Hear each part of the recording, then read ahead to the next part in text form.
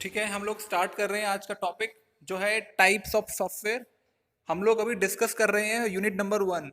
ठीक है, last time हमने डिस्कस किया था कंप्यूटर के कुछ बेसिक टर्म्स, कंप्यूटर क्या होता है। ठीक है, तो उसकी हमने लाइव क्लास ली थी और मैंने उसकी रिकॉर्डिंग जो है वो यूट्यूब पे डाल दी थी। तो आई होप जिसने लाइव क्लास नहीं ली थी या जिसके माइंड में कोई भी डाउट था उसने वो यूट्यूब पे वीडियो देख ली होगी। स्टिल आपके माइंड में कोई डाउट है तो आप मुझसे पूछ सकते हैं। आज की क्लास में हम लोग स्टार्ट करने वाले हैं टाइप्स ऑफ सॉफ्टवेयर। सबसे पहले हम लोग डिस्कस करते हैं इंट्रोडक्शन अबाउट कंप्यूटर। ये वही चीज़ है जो हमने पहले पढ़ा हुआ है, थोड़ा सा डिफरेंस है। जैसा कि मैंने आपको लास्ट क्लास में बताया था कि जो हमारा कंप्यूटर होता है वो एक ही लैंग्वेज समझता है जिसको बोलते हैं बाइनरी लैंग्वेज, 0 और 1। ठीक है, बाइनरी लैंग्वेज में सिर्फ दो ही डिजिट्स होते हैं, 0 या 1। उसी के बेसिस पे हर चीज़ बनती है, चाहे वो आपके नंबर्स हों, अल्फ़ाबेट्स हों, कोई भी चीज़ हो, सब 0 या 1 की फॉर्म में ही बनती है।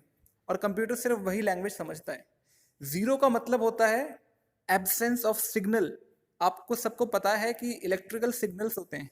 ठीक है, आपने फिजिक्स में ही पढ़ोगे, इवन आपने 10th में साइंस में ही पढ़ा होगा कि इलेक्ट्रिक पल्सेस होती हैं। पल्स क्या होती है, 0 और 1 की फॉर्म में वो प्रोपेगेट करती हैं। तो 0 का मतलब होता है एब्सेंस ऑफ सिग्नल, कि उस टाइम पे सिग्नल जो है, और इलेक्ट्रिक पल्स जो है वो एब्सेंस है, वो प्रेजेंट नहीं है। और 1 का मतलब होता है प्रेजेंस ऑफ सिग्नल, कि उस टाइम पे हमारा सिग्नल और या कहिए हमारा इलेक्ट्रिक पल्स जो है वो प्रेजेंट है। ठीक है, तो यही सब हमारा लिखा हुआ है इस स्लाइड के अंदर। तो 0 का मतलब और 1 का मतलब आपको समझ में आ गया होगा, और कंप्यूटर हमारा 0 या 1 ही समझता है। ठीक है,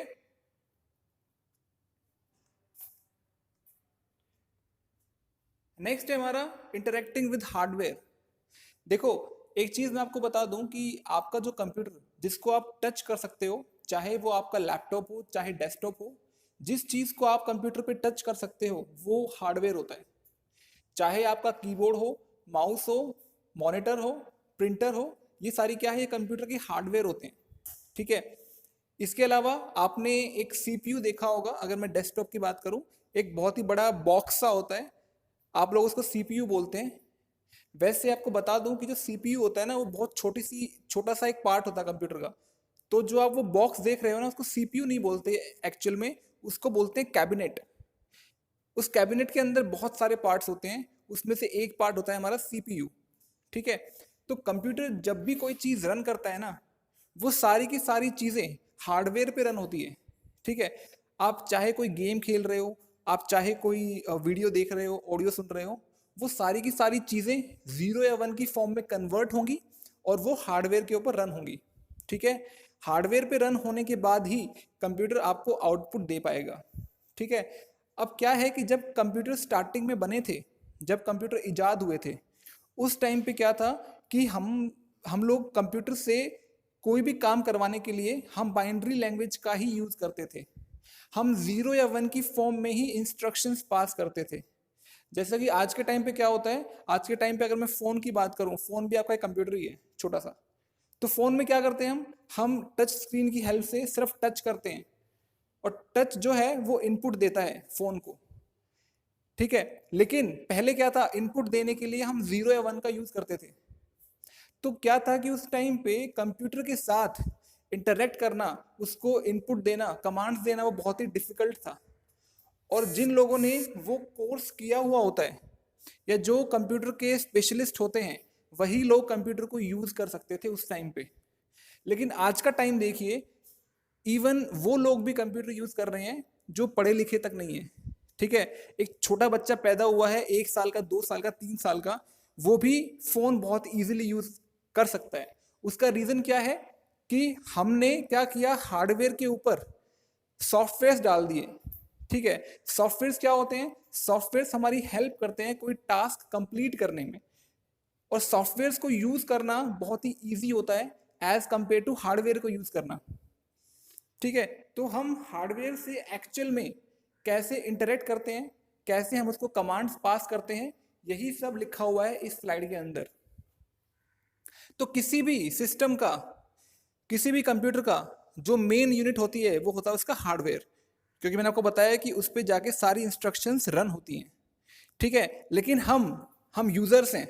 हम यूजर्स डायरेक्ट हार्डवेयर के साथ इंटरेक्ट नहीं करते, डायरेक्ट हार्डवेयर को इंस्ट्रक्शंस पास नहीं करते। हम लोग क्या करते हैं, हम लोग जिससे इंटरेक्ट कर रहे हैं, जैसे फॉर एग्जांपल अगर आप लोग एक वीडियो देख रहे हो, आपने मान लो एक वीडियो वीएलसी प्लेयर पे ओपन की हुई है, तो आपका एक्चुअल इंटरेक्शन क्या है, वीएलसी प्लेयर के साथ है।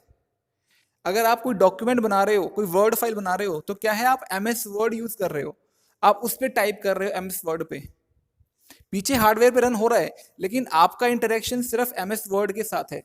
तो क्या है कि आप लोग सिर्फ उस सॉफ्टवेयर के साथ इंटरेक्ट कर रहे हो। तो इसकी सबसे ऊपर वाली जो लेयर आपको दिख रही है, सबसे ऊपर की लेयर जिसको हम यूजर बोल रहे हैं, तो यूजर हम लोग हैं। उसके नीचे है एप्लीकेशन सॉफ्टवेयर, उसके नीचे क्या है, एप्लीकेशन सॉफ्टवेयर। एप्लीकेशन सॉफ्टवेयर वो सॉफ्टवेयर्स होते हैं जो किसी एक टाइप की एप्लीकेशन को रन करते हैं हमारे कंप्यूटर के अंदर। जैसे हमारा वीएलसी प्लेयर है, वीएलसी प्लेयर एक एप्लीकेशन सॉफ्टवेयर है। वो क्या काम करता है, वो हमारे लिए वीडियोस प्ले करता है। एमएस वर्ड हमारा एप्लीकेशन सॉफ्टवेयर है, वो हमारे लिए क्या काम करता है, वो हमारे लिए डॉक्यूमेंट क्रिएट करने में हेल्प करता है। पावर पॉइंट ये एक एप्लीकेशन सॉफ्टवेयर है, इसका काम क्या होता है, प्रेजेंटेशंस तैयार करता है। तो इनका सबका काम क्या है, एक एक काम है इनका, कि अपना एक एक काम कर रहे हैं। ऐसा तो नहीं है कि वीएलसी प्लेयर पे आप प्रेजेंटेशन भी तैयार कर सकते हो, नहीं ना। तो इसलिए इनको एप्लीकेशन सॉफ्टवेयर बोलते हैं, क्योंकि ये किसी एक पर्टिकुलर टाइप की एप्लीकेशन को सपोर्ट करते हैं। ठीक है, इस स्लाइड में जो लिखा हुआ है ना, वो थोड़ा ऊपर नीचे हो गया है। तो जो ये एप्लीकेशन सॉफ्टवेयर है, ये पूरा येलो पार्ट के अंदर है।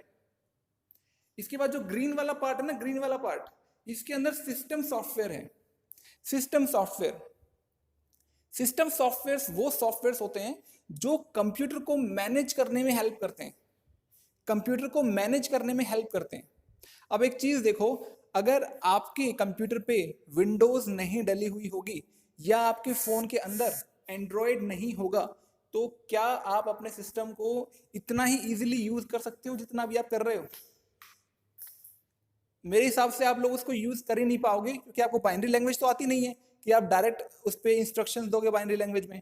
आपको तो क्लिक करना आता है माउस से, टाइप करना आता है कीबोर्ड से।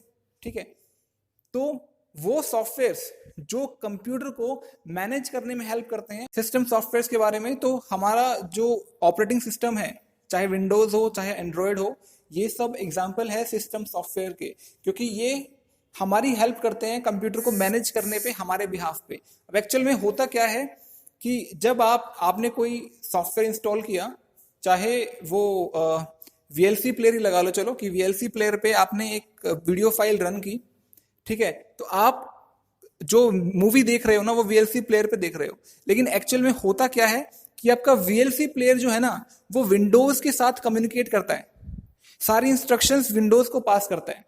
विंडोज क्या करता है, उन इंस्ट्रक्शंस को कन्वर्ट करता है उस लैंग्वेज में जो कि हार्डवेयर समझ सके। ठीक है, और फिर उसको हार्डवेयर को भेज देता है। हार्डवेयर पे वो इंस्ट्रक्शंस रन होती हैं, उनका आउटपुट आता है, और वो आउटपुट पहुंचता है एप्लीकेशन सिस्टम सॉफ्टवेयर यानी आपके विंडोज के पास। और फिर विंडोज आपके वीएलसी प्लेयर पे वो आउटपुट आपको दिखा देता है। तो ये काम इतना फास्ट होता है कि आपको पता ही नहीं लगता, और आपकी जो पिक्चर है वो कॉन्टिन्यूसली चलती रहती है, लेकिन पीछे से ये सारी इंस्ट्रक्शंस पास होती रहती हैं, उनका आउटपुट आता रहता है।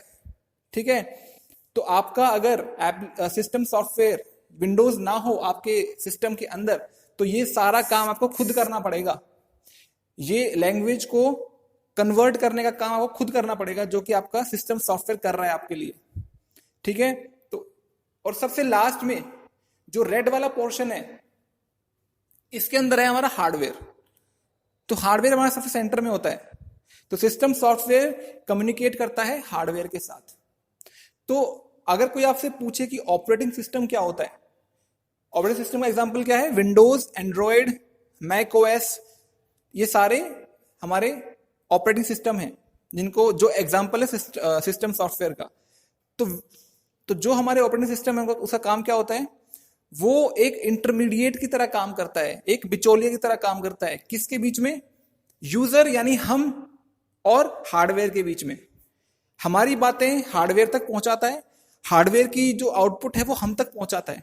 उस लैंग्वेज में जिसमें हम समझ सकें और हार्डवेयर को उस लैंग्वेज में जिसमें हार्डवेयर समझ सके। तो ये काम क्या होता है इसका, एक इंटरमीडिएट का काम होता है हमारे सिस्टम सॉफ्टवेयर का, और सारी चीजें फाइनली जाके हार्डवेयर के ऊपर रन होती हैं। तो इस तरीके से हम हार्डवेयर के साथ इंटरेक्ट करते हैं। नेक्स्ट है हमारा system types of software. Software के जनरली दो ही टाइप होते हैं, अभी हमने लास्ट स्लाइड में डिस्कस किया था, सिस्टम सॉफ्टवेयर और एप्लीकेशन सॉफ्टवेयर। तो सिस्टम सॉफ्टवेयर वो होते हैं जो कंप्यूटर को मैनेज करने में हेल्प करते हैं, जिसमें से हमने एक डिस्कस किया था ऑपरेटिंग सिस्टम। उसके अलावा भी एग्जांपल है इसके, जैसे कि बायोस।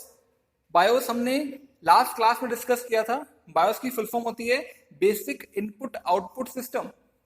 मैंने आपको बताया था कि अगर आपको अपने यूएसबी पोर्ट्स को एनेबल डिसेबल करना है, आपको अपने हार्ड डिस्क के ऊपर पासवर्ड लगाना है, तो ये सारे काम आप सिस्टम की डेट चेंज करनी है, टाइम चेंज करना है, तो ये सारे काम आप बायोस की हेल्प से कर सकते हैं। इसके अलावा होते हैं हमारे डिवाइस ड्राइवर्स। जैसे कि आप कोई भी नया हार्डवेयर परचेज कर रहे हैं, वो हार्डवेयर आपके सिस्टम को सपोर्ट तभी करेगा जब उसके सॉफ्टवेयर्स भी आपके सिस्टम में इंस्टॉल्ड होंगे। उनको बोलते हैं ड्राइवर्स। आपने अगर नाम सुना होगा तो इसका, जैसे मान लो आपने नया पीसी परचेज किया मार्केट से, नया लैपटॉप खरीदा, ठीक है, आपके सिस्टम के अंदर वाईफाई का हार्डवेयर पड़ा हुआ है, वाईफाई है आपके सिस्टम के अंदर, आपके सिस्टम के अंदर ब्लूटूथ भी है, लेकिन वो काम नहीं कर रहे हैं। तो हम क्या करते हैं कि हम ऑनलाइन जाते हैं और उन हार्डवेयर के जो ड्राइवर्स होते हैं वो डाउनलोड कर लेते हैं और फिर उनको इंस्टॉल कर लेते हैं, और फिर वो हमारे जो हार्डवेयर है वो काम करना शुरू कर देता है। ठीक है, तो ड्राइवर्स क्या काम करते हैं, हमारे हार्डवेयर को मैनेज करते हैं। और हमारा नेक्स्ट है लैंग्वेज प्रोसेसर।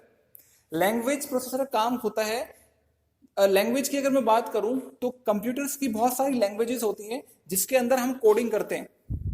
ठीक है, देखो कंप्यूटर के अंदर दो चीजें होती हैं, एक तो वो चीज जो आपको पहले से बनी बनाई मिल रही है जिसको आप डायरेक्ट यूज कर रहे हो, ठीक है, लेकिन अगर आप कंप्यूटर पढ़ रहे हो, फ्यूचर में जाके कंप्यूटर इंजीनियरिंग पढ़ोगे, अगर कोई पढ़ेगा तो वो बंदा सीखेगा लैंग्वेजेस कि आपको अगर कोई नई चीज क्रिएट करनी है, ठीक है, खुद से कोई चीज बनानी है, तो उसके लिए हमारी होती है कंप्यूटर की लैंग्वेजेस, जैसे सी, सी प्लस प्लस, जावा, पाइथन।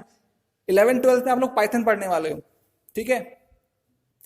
अब पाइथन का एग्जांपल ले लेता हूं कि पाइथन जो लैंग्वेज है उसके अंदर जो हम कोडिंग करते हैं वो हमारी कुछ ऐसी ही लैंग्वेज है जो हम समझते हैं, कुछ इंग्लिश टाइप की लैंग्वेज है।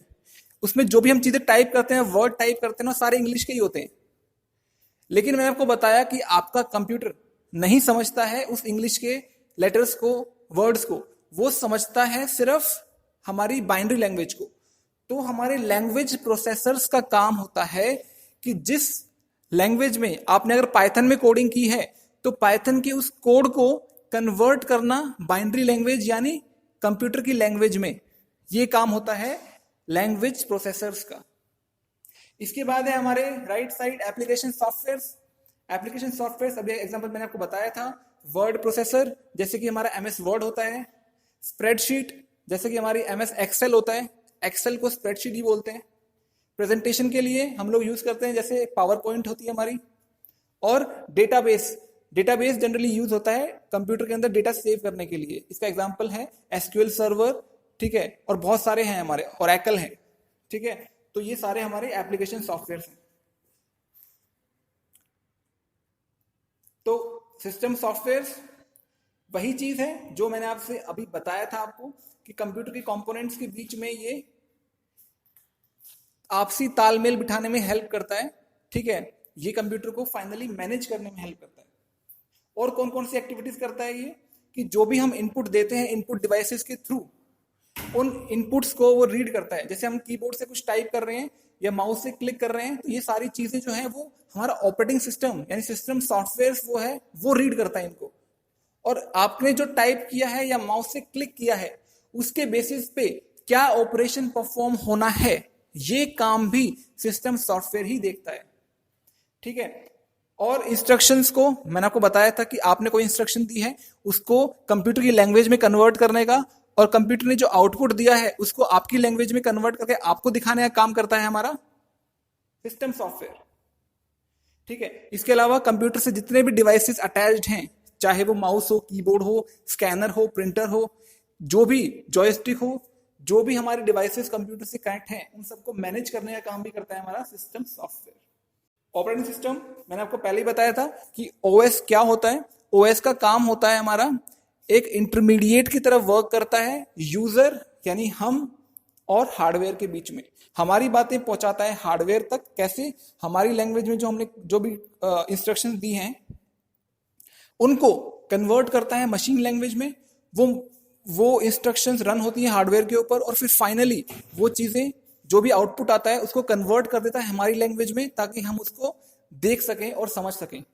तो ऑपरेटिंग सिस्टम इन सब चीजों को मैनेज करता है, चाहे आपकी कंप्यूटर पे रन हो रही एप्लीकेशंस हो, ठीक है, माउस हो, प्रिंटर हो, कीबोर्ड हो, मॉनिटर हो, डिस्क ड्राइव हो, इन सारी चीजों को मैनेज करता है आपका ऑपरेटिंग सिस्टम सॉफ्टवेयर। यानी ऑपरेटिंग सिस्टम के मेन फंक्शन क्या होते हैं, मैंने आपको बताया था कि सारी चीजें मैनेज करने का काम आता है। तो डिवाइस मैनेजर जितने भी हार्डवेयर अटैच्ड हैं कंप्यूटर के साथ, प्रिंटर, स्कैनर, उन सबको मैनेज करता है। मेमोरी मैनेजर आपके सिस्टम में हार्ड डिस्क में या रैम है, इन सब के अंदर जो मेमोरी है उसको मैनेज करता है, ठीक है, कि किसको कितनी मेमोरी एलोकेट करनी है, ये सारा काम करता है हमारा ऑपरेटिंग सिस्टम, ठीक है। Interface manager user interface provide करता है। इंटरफेस होता है क्या? एक माध्यम, एक मीडियम, ठीक है। तो हम कंप्यूटर के साथ कैसे कम्युनिकेट करेंगे, एक यूजर कंप्यूटर के साथ कैसे कम्युनिकेट करेगा, किस तरीके से करेगा, वो प्रोवाइड करता है हमें ऑपरेटिंग सिस्टम। जैसे हम कंप्यूटर के साथ माउस की क्लिक से भी इंटरेक्ट कर सकते हैं। जैसे मैंने किसी फाइल पे डबल क्लिक किया, वो ओपन हो गई, तो यूजर कैसे कम्युनिकेट करेगा कंप्यूटर के साथ, ये बताता है हमें ऑपरेटिंग सिस्टम, ठीक है। इसके अलावा प्रोग्राम मैनेजर जितनी एप्लीकेशंस रन हो रही हैं उन सबको मैनेज करता है। टास्क मैनेजर जितने प्रोग्राम्स रन हो रहे हैं उनमें डाटा एक्सचेंज हो रहा है, उन सबको मैनेज करता है आपका। फाइल मैनेजर आपके सिस्टम में आपने अलग अलग ड्राइव्स बनाई हुई है, C drive, D drive, E drive, drives के अंदर भी फोल्डर्स हैं, फोल्डर्स के अंदर सब फोल्डर्स हैं, सब फोल्डर्स के अंदर फाइल पड़ी हुई है। तो इस तरीके से पूरा फाइल को मैनेज करने का काम कौन करता है? Operating system. फिर है हमारा नेटवर्क मैनेजर। आपके का कंप्यूटर जो है वो वाईफाई से नेटवर्क से कनेक्टेड है, या लैन से कनेक्टेड है, या ब्लूटूथ से कनेक्टेड है, तो ये सारी चीजें मैनेज करता है आपका ऑपरेटिंग सिस्टम। लास्ट है सिक्योरिटी मैनेजर। आपके कंप्यूटर को सिक्योरिटी प्रोवाइड करना, चाहे वो पासवर्ड की फॉर्म में हो, जब आप कंप्यूटर को ऑन करते हो आपको पासवर्ड एंटर करना पड़ता है, या फिर फायरवॉल की फॉर्म में हो कि आप जब इंटरनेट से कनेक्टेड हो उस केस में कोई वायरस आपके सिस्टम में ना आ जाए, बाहर से कोई इलीगल एक्टिविटी ना करे आपके सिस्टम में, ये सारा काम, सिक्योरिटी का काम, सब देखता है हमारा ऑपरेटिंग सिस्टम। तो बात कर लेते हैं यूजर इंटरफेस के बारे में। तो एक यूजर कंप्यूटर के साथ कैसे कम्युनिकेट करता है उसको बोलते हैं यूजर इंटरफेस। आपको अपने कंप्यूटर के अंदर या फोन के ऊपर जो भी दिख रहा है ना स्क्रीन के ऊपर, वो सारा इंटरफेस है। उसके जरिए ही हम किसी कंप्यूटर के साथ या मोबाइल के साथ कम्युनिकेट करते हैं, ठीक है। तो हमारे इंटरफेस दो टाइप के होते हैं, ग्राफिकल यूजर इंटरफेस या फिर कैरेक्टर यूजर इंटरफेस। तो अभी आज के टाइम पे मोस्टली जितने भी कंप्यूटर्स, मोबाइल फोन्स हैं, वो सब के सब GUI बेस्ड हैं, यानी ग्राफिकल यूजर इंटरफेस। आपके स्क्रीन के ऊपर कलर्स दिखते हैं, इमेजेस दिखती हैं, इनको ग्राफिक्स बोलते हैं, ठीक है। लेकिन पहले क्या होता था? पहले मैंने आपको बताया कि कंप्यूटर जब स्टार्टिंग में आए थे उस टाइम पे हमारा सब कुछ काम बाइनरी लैंग्वेज में होता था। उसके बाद क्या किया डेवलपर्स ने? एक नई चीज डेवलप की जिसको बोला CUI, character interface, character user interface. मतलब मैं कमांड्स की फॉर्म में हार्डवेयर के साथ बातें करूंगा, इंस्ट्रक्शंस दूंगा। अभी तो हम लोग क्या करते हैं, स्क्रीन पे डबल क्लिक करते हैं या सिर्फ टच कर देते हैं और हमारा काम हो जाता है। लेकिन पहले क्या होता था, हमें इंस्ट्रक्शंस टाइप करनी पड़ती थी। तो टाइप जो करना पड़ता है ना, उसको बोलते हैं कैरेक्टर यूजर इंटरफेस। तो आज भी काफी ऐसे ऑपरेटिंग सिस्टम्स हैं जो कमांड बेस्ड हैं, जैसे DOS, डिस्क ऑपरेटिंग सिस्टम, ये माइक्रोसॉफ्ट ने बनाया था काफी पहले, ठीक है। तो ओके, ये एग्जांपल है CUI का, कैरेक्टर यूजर इंटरफेस। तो आपका ऑपरेटिंग सिस्टम क्या होता है, इस टाइप की स्क्रीन देता है आपको, ब्लैक स्क्रीन। यहाँ पे कोई ऑप्शन नहीं है डबल क्लिक करने का, कोई ऑप्शन नहीं है, कोई ग्राफिक्स, कोई कलर, कुछ नहीं दिख रहा आपको, ब्लैक स्क्रीन है। आपको जो भी काम करना है ना, यहां पे आपको इंस्ट्रक्शन टाइप करनी पड़ेगी।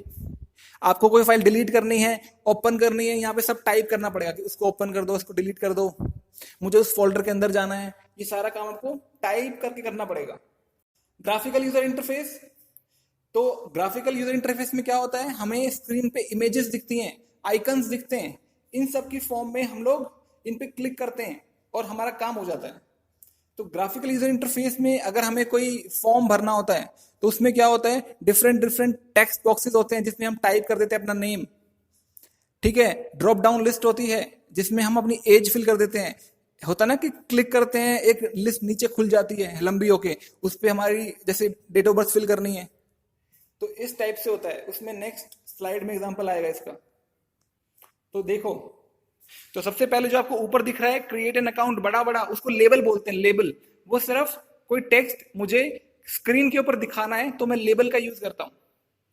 अगर मुझे नेम फिल करना है, जो ये बॉक्सेस हैं कि first name, sir name, mobile number, new password, ये सब टेक्स्ट बॉक्स बोलते हैं क्योंकि इसके अंदर हम टेक्स्ट इनपुट देते हैं। नेक्स्ट है हमारा ड्रॉप डाउन लिस्ट। ये बर्थडे वाले जो आपको दिख रहे हैं कि इन पे क्लिक करेंगे और ये नीचे एक्सपैंड हो जाएंगे, लंबे हो जाएंगे और आपको अपना date of birth easily select कर सकते हो। इसके अलावा है हमारा रेडियो बटन्स, जैसे जेंडर में होते हैं, गोल गोल बटन से होते हैं, गोल गोल, इनमें से 2 या 3 में से आप एक पे ही क्लिक कर सकते हो, इनको बोलते हैं रेडियो बटन्स। और लास्ट में हमारा होता है बटन। बटन फाइनली सबमिट करने के लिए यूज होता है, तो साइन अप या लॉग इन करने के लिए जो बटन यूज होता है उसको बोलते हैं बटन। नेक्स्ट है हमारा टच स्क्रीन। टच स्क्रीन हम सब लोग यूज कर रहे हैं हमारे मोबाइल फोन्स में, इवन हमारे जो कंप्यूटर्स के लैपटॉप्स हैं उनकी स्क्रीन भी आजकल टच स्क्रीन आनी शुरू हो गई है। तो हम टच के थ्रू कंप्यूटर से इंटरेक्ट करते हैं, ठीक है। नेक्स्ट है हमारा BIOS, basic input output system. मैंने आपको बताया था कि बायोस हमारे काफी सारे डिवाइसेस को कंट्रोल करने के लिए काम आता है हमारा। इसके बारे में हम लोग लास्ट जो क्लास थी उसमें भी काफी पढ़ चुके हैं बायोस के बारे में, ठीक है। तो मैं इसको यहाँ पे स्किप कर देता हूँ। तो ये मैंने आपको अभी समझाया था कि बहुत सारे ऐसे हार्डवेयर होते हैं जिनको यूज करने के लिए आपको एक अलग से सॉफ्टवेयर डालने की जरूरत पड़ती है। उस सॉफ्टवेयर के बोलते हैं हम डिवाइस ड्राइवर, ठीक है। जैसे आपने अपने कंप्यूटर के साथ प्रिंटर लगाया हुआ है, तो प्रिंटर ऐसा नहीं होता कि आपने कंप्यूटर पे प्रिंटर अटैच किया और आप सीधा प्रिंटर निकाल सकते हो, नहीं। आपको पता है कि प्रिंटर के साथ या स्कैनर के साथ एक सीडी आती है, उस सीडी में एक सॉफ्टवेयर होता है, वो आप अपने कंप्यूटर में इंस्टॉल करोगे तभी आप प्रिंट कमांड दे पाओगे। तो उस सीडी के अंदर जो सॉफ्टवेयर है उसको बोलते हैं डिवाइस ड्राइवर, उसको बोलते हैं ड्राइवर्स। तो ऐसे बहुत सारे एग्जांपल्स हैं, प्रिंटर है, स्कैनर है, वेबकैम है। इन सबको अगर आपको यूज करना है तो आपको इनके ड्राइवर्स, इनके सॉफ्टवेयर्स इंस्टॉल करने पड़ेंगे अपने सिस्टम में, तभी आप इनको यूज कर सकते हो। तो लैंग्वेज प्रोसेसर, जैसे कि मैंने आपको पहले बताया था कि कंप्यूटर की जो लैंग्वेजेस होती हैं जैसे पाइथन है, उसकी कोडिंग हम लोग करते हैं एक नॉर्मल लैंग्वेज में जो हम लोग समझ सकते हैं। तो आप लोग जब पढ़ोगे तो देखोगे कि उसकी मोस्टली जो कोडिंग होती है वो इंग्लिश लैंग्वेज में ही होती है, कि इंग्लिश, उसके वर्ड्स जो होते हैं, जो भी हम टाइप करते हैं वो इंग्लिश में ही लिखा होता है। लेकिन हमारा कंप्यूटर नहीं समझता इंग्लिश को, उस पाइथन को। तो पाइथन की लैंग्वेज में जो हमने कोड किया है उसको कन्वर्ट करने में हमें, अगर उसको कंप्यूटर की लैंग्वेज में यानी बाइनरी लैंग्वेज में कन्वर्ट करना है तो हमें लैंग्वेज प्रोसेसर्स की रिक्वायरमेंट होती है। लैंग्वेज प्रोसेसर्स हमारे जनरली 2 टाइप के होते हैं, एक होता है कंपाइलर, एक होता है इंटरप्रेटर। कंपाइलर एंड इंटरप्रेटर दोनों का काम ही कन्वर्ट करना है, एक लैंग्वेज को दूसरी लैंग्वेज में कन्वर्ट करने का काम है इनका दोनों का, बस थोड़ा सा डिफरेंस होता है। जो कंपाइलर होता है ना, जो हमने पूरा का पूरा कोड लिखा है, उस पूरे कोड को एक ही बार में बाइनरी लैंग्वेज में कन्वर्ट कर देता है कंपाइलर, पूरे कोड को एक बार में ही। चाहे 100 लाइन का कोड है मेरा, 100 लाइनें लिखी है मैंने, 100 की 100 लाइन को एक ही बार में कन्वर्ट कर देगा बाइनरी लैंग्वेज में। और मेरे कोड में जितने भी एरर्स हैं, अगर मैंने कुछ गलती की है तो वो सारी गलतियां एक साथ मुझे दिखा देगा कि आपने 5वीं लाइन में गलती की है, 6ठी लाइन में गलती की है, 10वीं लाइन में गलती की है। तो जितने भी एरर्स हैं वो सारे एक बार में दिखा देगा मुझे। लेकिन जो मेरा इंटरप्रेटर है वो क्या करता है, वो लाइन बाय लाइन कन्वर्ट करता है। ठीक है, अगर मेरा 100 लाइन का कोड है, मान लो 100 लाइनों का कोड है, और मेरी पहली ही लाइन में एरर आ गया एक, ठीक है, तो क्या होगा कि वो वहीं रुक जाएगा पहली लाइन पे ही, और मुझे बताएगा कि आपकी लाइन 1 में एरर है। तो जब तक मैं ठीक नहीं करूंगा उस एरर को, मैं ठीक करने के बाद वापस से उसको इंटरप्रेट करूंगा, उसके बाद वो वापस से चेक करेगा। तो जब तक उसको एरर नहीं मिलता, मान लो उसको 5वीं लाइन में फिर एरर मिल गया, तो फिर रुक जाएगा। ऐसे अगर मेरे प्रोग्राम में 20 एरर्स हैं, तो वो 20 बार रुकेगा एक एक करके। लेकिन कंपाइलर में क्या था, कंपाइलर पूरी की पूरी 20 एरर एक ही बार में दिखा देगा। ठीक है, ओके, अब हम बात करते हैं एप्लीकेशन सॉफ्टवेयर के बारे में। तो मैंने आपको बताया कि एक स्पेसिफिक टाइप का अगर मुझे टास्क परफॉर्म करना है, जैसे मुझे वीडियो देखनी थी तो वीएलसी प्लेयर था, डॉक्यूमेंट बनाना था तो एमएस वर्ड था, तो एक पर्टिकुलर टाइप का काम करने के लिए जो सॉफ्टवेयर में यूज करता हूं उसको बोलते हैं application software. Application software generally मेरे 4 टाइप के होते हैं। पहला है मेरा यूटिलिटी सॉफ्टवेयर। यूटिलिटी सॉफ्टवेयर जो होता है ना, ये बहुत ही छोटे छोटे टास्क करने के लिए काम आता है मेरा। जैसे मेरे कंप्यूटर के अंदर नोटपैड पड़ा हुआ है, नोटपैड है, ठीक है, मुझे कोई फाइल कंप्रेस करनी है, कंप्रेस का मतलब होता है उसका साइज कम कर देना, या फिर मुझे अपनी मेमोरी को डीफ्रेगमेंट करना है। डीफ्रेगमेंटेशन का मतलब होता है कि जैसे मेरी मेमोरी जो है वो फ्री तो है, मान लो मुझे एक फाइल स्टोर करनी है अपनी मेमोरी के अंदर जिसका साइज है 1 GB, 1 GB की फाइल मुझे अपने कंप्यूटर के अंदर सेव करनी है। ठीक है, तो मेरे पास मेरे कंप्यूटर में 1 GB एक साथ फ्री नहीं है, मतलब टोटल 1 GB फ्री है मेरे पास, लेकिन वो पूरी 1 GB एक साथ नहीं है कि 100 MB यहां पड़ा हुआ है, 200 MB वहां पड़ा हुआ है, 500 MB अलग पड़ा हुआ है, 20 MB अलग अलग पड़ा हुआ है। तो ये अलग अलग जो फैली हुई है, अलग अलग फ्री जो स्पेस पड़ा हुआ है, इन सबको कंबाइन करके एक साथ लेके आना, इसको बोलते हैं डीफ्रेगमेंटेशन। ठीक है, इसके अलावा एंटीवायरस सॉफ्टवेयर हैं, इन सबको बोलते हैं हम यूटिलिटी सॉफ्टवेयर। फिर है हमारे जनरल पर्पज सॉफ्टवेयर। तो जितने एग्जांपल मैंने आपको बताए थे, चाहे एमएस वर्ड का हो, एक्सेल का हो, प्रेजेंटेशन के लिए पावर पॉइंट हो, डेटाबेस हो, एसक्यूएल वगैरह, ये सारे हमारे जनरल पर्पज सॉफ्टवेयर होते हैं। नेक्स्ट है हमारा कस्टमाइज सॉफ्टवेयर। तो कस्टमाइज्ड आपको नाम से समझ में आ रहा होगा कि जो हमारा यूजर होता है या जो हमारा कस्टमर होता है उसके डिमांड के हिसाब से जो सॉफ्टवेयर डेवलप होते हैं उनको बोलते हैं हम कस्टमाइज सॉफ्टवेयर। जैसे कि अगर एक हॉस्पिटल है तो हॉस्पिटल को मैनेज करने के लिए एक हॉस्पिटल मैनेजमेंट सिस्टम है, एक सॉफ्टवेयर है। तो हॉस्पिटल ने अपनी रिक्वायरमेंट्स बताई कि मुझे ये चाहिए, और उसके हिसाब से जो चीजें डेवलप होती हैं उनको बोलते हैं हम कस्टमाइज सॉफ्टवेयर। तो जितनी कंपनीज हैं वो अपना अलग अलग सॉफ्टवेयर डिजाइन करवाती हैं और उनको हम बोलते हैं कस्टमाइज सॉफ्टवेयर। नेक्स्ट है हमारा डेवलपर टूल्स। तो डेवलपर टूल्स वो टूल्स होते हैं जो हमारी हेल्प करती है नई चीज को डेवलप करने के लिए। ठीक है, जैसे मैंने आपको बताया कि या तो हम कंप्यूटर में जो चीजें पहले से बनी हुई है उसका यूज करें, या हम नई चीज डेवलप करें। तो डेवलपर टूल्स हमारी हेल्प करता है नई चीजों को डेवलप करने के लिए। ठीक है, जैसे हमारा विजुअल स्टूडियो है, हमारा नेटबीन्स है, ये सारी चीजें यूज होती है नई चीज को डेवलप करने के लिए। ठीक है, हमें नई वेबसाइट बनानी है, अगर हमें नया सॉफ्टवेयर बनाना है, तो हम इन सारे डेवलपर टूल्स का यूज कर सकते हैं। नेक्स्ट है मेरा कंपाइलर। मैंने आपको पहले ही बताया था कंपाइलर काम क्या होता है, हाई लेवल लैंग्वेज को मशीन लैंग्वेज में कन्वर्ट करता है। अच्छा, लैंग्वेज जो है वो 3 टाइप की होती है, एक होती है लो लेवल, एक होती है मिड लेवल, एक होती है high level. Low level language वो होती है जिसको कंप्यूटर समझ सकता है। तो लो लेवल लैंग्वेज का एग्जांपल होता है हमारा binary language. High level languages वो होती हैं जिसको हम इजीली समझ सकते हैं, और उसका एग्जांपल होता है हमारा Python, NetBeans, Python, Java, C plus plus, C sharp, ये सारी हमारी हाई लेवल लैंग्वेजेस होती हैं। तो कंपाइलर का काम क्या होता है कि पाइथन में जो मैंने कोड लिखा है, तो पाइथन क्या है, एक हाई लेवल लैंग्वेज है, उसको कन्वर्ट करता है लो लेवल लैंग्वेज यानी मशीन लैंग्वेज में। तो यही चीज मैंने आपको समझाई थी अभी। सेकंड पॉइंट में क्या लिखा हुआ है कि पूरे प्रोग्राम को एक ही बार में कन्वर्ट कर देता है, जी मैंने आपको बताया था। थर्ड में लिखा हुआ है जितने एरर्स आते हैं वो सारे एक बार में बता देगा आपको कि इतने एरर्स हैं और इस लाइन में एरर है। और फाइनली अगर आपके कोड में एक भी एरर नहीं होगा, तो वो कन्वर्ट कर देगा आपके कोड को मशीन लैंग्वेज में। नेक्स्ट है मेरा इंटरप्रेटर। इंटरप्रेटर का काम भी सेम होता है, हाई लेवल लैंग्वेज को मशीन लैंग्वेज में कन्वर्ट करना।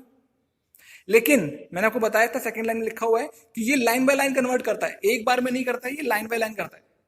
और जहां पे भी जिस लाइन में एरर आएगा ये वहीं रुक जाएगा, ठीक है, और आपको बताएगा कि इस लाइन में एरर है, आप ठीक करो और फिर वापस से इसको इंटरप्रेट करो। तो ये लास्ट स्लाइड है हमारी आज की, इसमें डिफरेंस दिया हुआ है कंपाइलर और इंटरप्रेटर में। तो ये सारी चीजें वही हैं जो हमने अभी डिस्कस की थी, ठीक है। तो मेरी साइड से आज के लिए इतना ही।